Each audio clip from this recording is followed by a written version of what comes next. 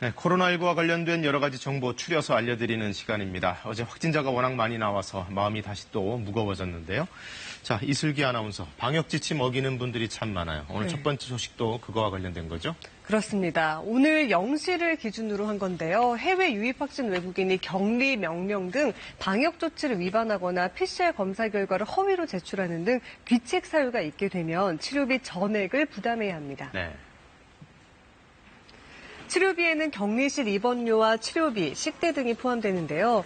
정부는 또 오는 24일 0시 이후 입국한 해외 유입 외국인 확진자는 우리 국민에 대한 해당 국가의 지원 여부와 정도에 따라서 국적별로 치료비 일부나 전부를 부담하는 이른바 상호주의 원칙을 적용합니다.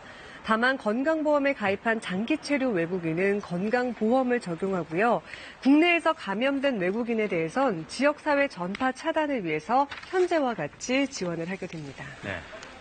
그리고 우리 국민들 중에서도 방역수칙 어긴 분들은 처벌을 받거나 또는 구상권 청구 당할 수 있다는 거 기억을 해둬야겠죠. 네, 알겠습니다. 두 번째 소식 보겠습니다. 국립중앙박물관 직원 한 명이 확진 판정을 받아서 임시휴관에 들어간다. 이게 어렵게 다시 문을 연 걸로 알고 있는데 결국 또 이렇게 되네요. 네, 그렇습니다.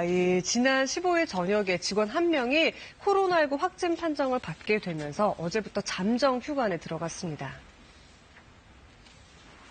박물관 측은 해당 직원이 관람객들과는 동선이 겹치지 않는 업무를 맡고 있으며 같은 사무실에서 근무하는 직원 등 밀접 접촉자 10명에게는 검사를 받으라고 했다고 설명했습니다. 또 앞으로 재개관 일정 등에 대해서는 별도 공지하겠다고 덧붙였는데요.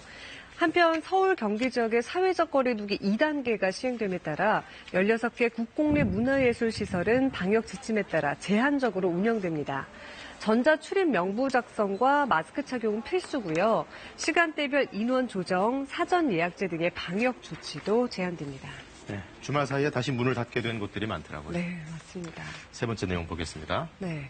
한미연합훈련 18일부터 28일까지 실시한다. 이게 원래는 어젠가 그렇게 예정돼 있던 게 다시 미뤄진 거죠? 네, 그렇습니다. 왜냐하면 훈련에 참가할 예정이었던 육군 간부가 코로나19 확진 판정을 받으면서 일정이 연기된 겁니다. 네. 합동참모본부는 어제 후반기 한미연합 지휘소훈련을 오늘 18일부터 28일까지 시행한다고 밝혔습니다.